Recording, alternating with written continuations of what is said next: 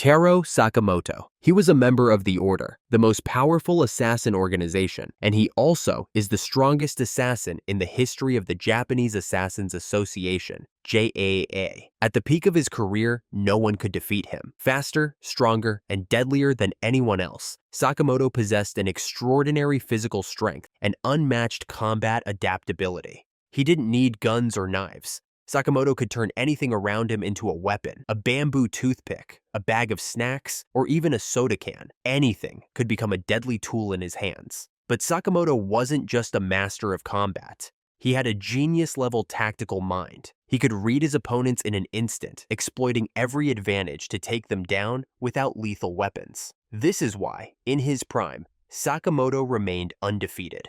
If you met Sakamoto now, you probably wouldn't believe that the round-bellied man standing before you was once the world's most feared assassin. He had abandoned everything, opened a small convenience store, and chose a normal life with family. But the real reason he left the assassin world wasn't simply because he wanted a quiet life. Everything changed when Sakamoto met Aoi, the woman he loved. Aoi despised violence and couldn't accept the idea of Sakamoto continuing to live in a world of bloodshed and death. She gave him an ultimatum. If you continue to kill, I will leave forever. This was the moment that changed Sakamoto's life. For the first time, he realized that the people he had killed also had loved ones, families who cared about them. For the first time, he saw the world through a different lens, one without blood and death. And so, Sakamoto gave it all up. He swore never to kill again and committed himself to building a peaceful life with his wife. But there was just one problem. The assassin world doesn't easily forget a legend. The Order refused to accept his retirement. The strongest assassin couldn't just disappear. It would disrupt the balance of power. And so, a kill order was issued to eliminate Sakamoto. The most dangerous assassins from the Order began hunting him down. But what they didn't expect was, even in retirement, Sakamoto was still an absolute monster. Though he no longer killed, he could still defeat top-tier assassins without using lethal force. No weapons needed, just pure skill, intelligence, and overwhelming strength. Sakamoto could neutralize any opponent who dared to challenge him. Now, here's the big question. Can any of the Order's 5 deadliest assassins truly defeat Sakamoto? Let's find out in the next part in this video. Before we are moving to the next part, please like, share, and hit the subscribe button and be part of this journey. We hit an incredible milestone, 3,000 amazing subscribers, and we couldn't have done it without you. Your support, your comments, and your enthusiasm keep us going every single day. But we're not stopping here. Our next big goal is 10,000 subscribers. Hit that subscribe button and be part of this journey. Thank you for being here.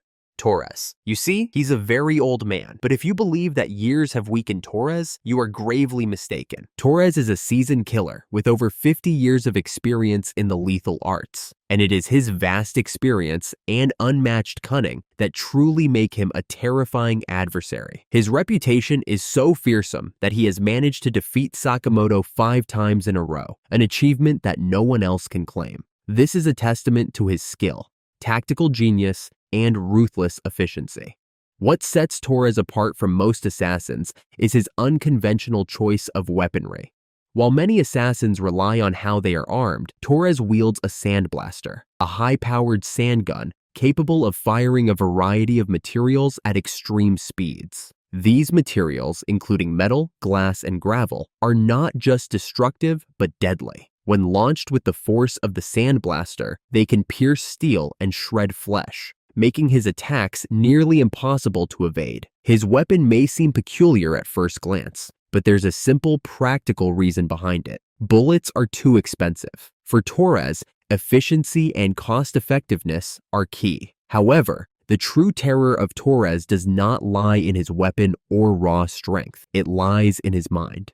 Torres is a master strategist, a tactician who can control every situation to his advantage. He could have killed Sakamoto countless times over the years, but he hasn't. Why? Because Torres is playing a long game. He understands that the higher the bounty on Sakamoto's head, the more profitable his mission will be. Torres purposely lets Sakamoto commit more crimes, building his notoriety and increasing the reward until it reaches its peak. It is only at that moment, when the price on Sakamoto's head has reached its maximum, that Torres moves in for the kill.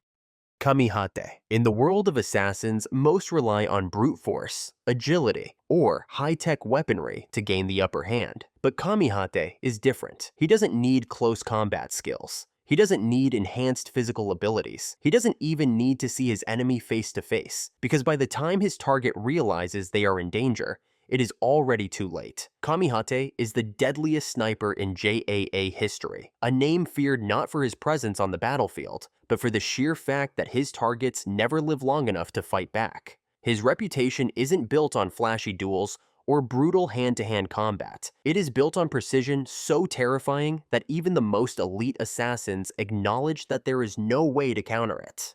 Kamihate holds the world record for the longest sniper shot ever recorded, reaching an unfathomable 8 kilometers. At that distance, no human eye could possibly see their attacker. No one could hear the gunshot in time to react, and there would be no chance to escape. His skills go far beyond mere accuracy. He is a master of ballistics, a killer who can manipulate his environment to make every shot inevitable. He calculates wind resistance, leverages terrain for angles no one expects, and fires through obstacles that others would consider impossible to penetrate. He does not simply shoot his enemies, he engineers their deaths with a level of expertise that defies belief. Even Sakamoto himself, the greatest hitman of his era, admitted that if Kamihate marks someone, that person is as good as dead. There is no dodging, no blocking, no fighting back. Kamihate does not participate in battles because battles imply that both sides have a chance. His targets never do. And yet, despite being one of the most feared assassins alive, almost nothing is known about him. No one has seen his real face. No one knows where he came from, how he operates, or even how he gets his assignments. Some believe that he doesn't even exist, that he is merely an urban legend whispered among assassins, a cautionary tale to remind even the strongest that death can come from anywhere. But the countless bodies that fall in silence, lifeless before they ever hear the shot, tell a different story. Because in the world of assassination, there is one rule that everyone understands.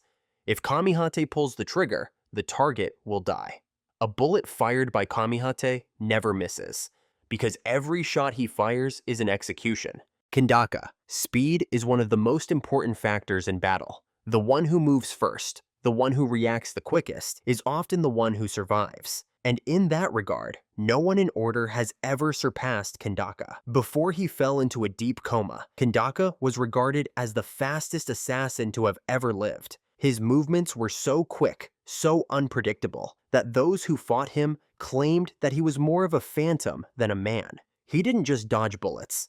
He moved so fast that bullets seemed to miss him naturally, as if they had no hope of catching up to him. Fighting Kindaka was like fighting an illusion. His enemies never saw him coming. To them, it was as if he had already struck before they could even process what was happening. Even assassins as skilled as Sakamoto and Nagumo, both known for their extraordinary reflexes and combat sense, admitted that they could not keep up with Kindaka's speed. It wasn't just that he moved fast, it was that he moved faster than anyone believed was physically possible. He would attack, vanish, and strike again from a completely different position before his target even had time to react. His opponents didn't see a man in battle. They saw only the inevitable result of his overwhelming speed. But then, Kindaka's reign as the fastest assassin was cut short. After suffering severe injuries in a deadly mission, he fell into a coma that lasted for 8 years. Many assumed that even if he ever woke up, he would never be the same, that his speed, his strength, his dominance would all be lost with time. But when Kindaka finally regained consciousness, the world quickly realized that nothing had changed. The moment he stood up, he moved as if those 8 years had never happened. He eliminated high-ranking assassins with ease, barely giving them time to register his presence. If he had never fallen into that coma, if he had continued growing stronger with each passing year, could he have surpassed even Takamura? That question remains unanswered. But one thing is certain, even after years of absence, Kindaka is still one of the most terrifying forces Order has ever known. Nagumo. Nagumo does not fight like other assassins. He does not rely on brute strength, high-speed combat, or overwhelming firepower. Because Nagumo is not someone you fight at all. He is someone you never see coming. If you think you're speaking to a friend, a colleague, or even an ally, you might want to reconsider. Because if Nagumo has you in his sights, then the truth is simple. You are not talking to who you think you are. Nagumo is a master of deception, an assassin so skilled at disguise that even those closest to him cannot always tell when they are in his presence. He does not simply change his appearance. He changes his entire being. His voice, his body language, even the very aura he exudes can be adjusted to suit his needs. When he enters the battlefield, it is not with brute force, but with complete control over perception itself. And when it is time to strike, Nagumo wields a weapon unlike any other. A 6-mode multi-blade capable of transforming into a dagger, a short sword, a scythe, an axe, an invisible cutting edge, or dual knives. He does not just kill his enemies, he deceives them into believing they were never in danger until the moment they take their last breath. Granny Maya once said something that shocked even the most experienced assassins. Nagumo, as he is now, is stronger than Sakamoto. If that is true, then Nagumo may very well be the most dangerous man in the order. Not because of brute strength, but because he does not need it. If Nagumo marks you as his target, you will never know it. And when he finally strikes, it will already be too late. Takamura. There is only one person who can defeat Takamura, and that is another Takamura.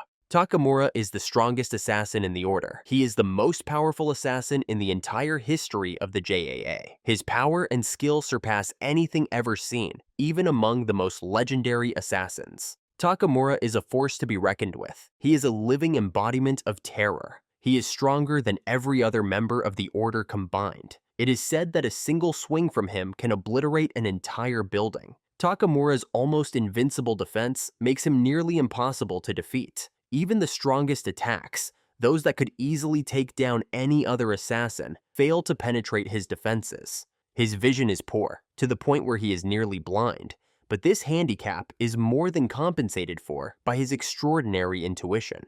As an assassin, he has developed a heightened sense of awareness, allowing him to sense everything around him, even when he cannot see clearly. This skill, combined with his unmatched combat instincts, makes him an incredibly dangerous adversary. What is even more terrifying is that Takamura often kills his enemies without even needing to strike them. His signature move involves drawing his sword, without even landing a hit, yet his enemies fall dead, as if they had been struck by an invisible force. This ability is a testament to his mastery of the assassin's craft and the devastating impact of his presence alone. Takamura is a nightmare that walks in human form. In the order, there are infamous assassins who are feared and respected the world over, but Takamura is in a league of his own. His power, skill, and mystique make him the most dangerous assassin alive, and also the most terrifying. Even those who have faced him and survived cannot fully comprehend the true extent of his abilities. Shishiba. Shishiba does not use guns or knives. He uses a hammer. It may sound strange, but don't be deceived. Once he swings his hammer, all his enemies have only one fate: to be crushed completely. Shishiba is a professional assassin, carrying out missions coldly and precisely. He defeated Yatsumura, one of the Order's most seasoned assassins, without hesitation. Without his hammer, he can turn anything around him into a weapon. There was even a time when he killed someone with a skewer of dango, a snack he was holding at the time. For Shishiba, whether to kill or not is not the important question. The only thing that matters is completing the mission. Yet, behind his cold exterior, he has a strange weakness. He hates onions. If anyone forces him to eat onions, he loses control. A dangerous assassin with an unbelievable and odd preference. Though not the strongest assassin in the order, Shishiba remains one of the most terrifying figures that no one would want to face. Osaragi. Looking at Osaragi, you might think she's just a normal girl, even a bit childish. She is one of the most dangerous assassins in the order, a killer without hesitation. Osaragi uses a chainsaw as her primary weapon. No one can escape her chainsaw's blade once it's turned on. Her speed, strength, and ruthlessness make even veteran assassins fear her. Even more terrifying is her outlook on killing. For Osaragi, killing someone is like swatting a mosquito, simple and not worth thinking about. She once bluntly stated that when you see a bug in your house, everyone just kills it. And to her, the evil people in this world are no different from those annoying insects. Osaragi doesn't kill for money or fame. She only kills those she deems worthy of punishment. Sometimes she even goes off mission, taking matters into her own hands with targets outside the job because she believes they deserve to die. This makes her a wild card, unpredictable even to her teammates. Kanaguri. For other assassins, killing is just a job, a mission, or a matter of survival. But for Kanaguri, murder is just a part of his cinematic art. He doesn't consider himself an assassin. He calls himself a great director, and the world around him is just the movie he is creating. Kanaguri doesn't kill for money, hate, or fame. He kills simply because he wants the perfect shot. He uses a camera as a deadly weapon, but this is no ordinary camera. It can shoot energy beams strong enough to destroy an airplane in an instant.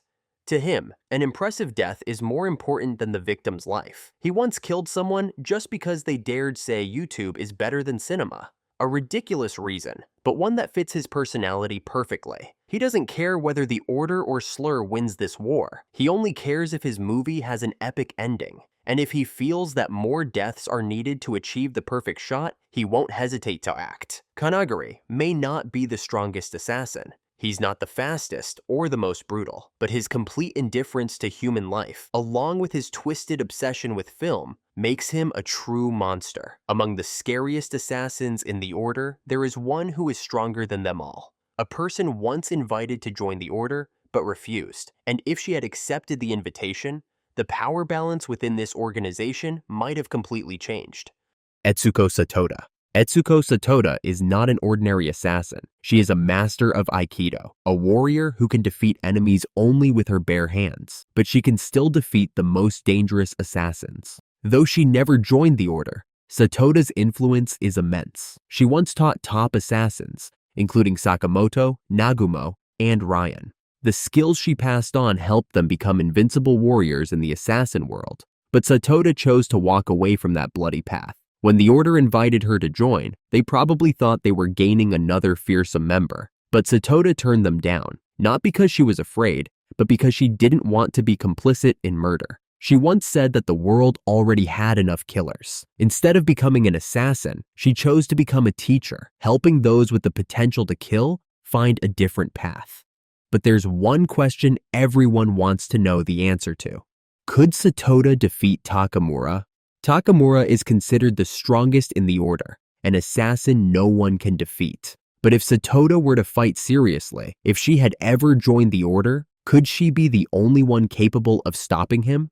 That remains a question without an answer. What do you think about it? Thanks for watching until the end of the video. See you in the next one.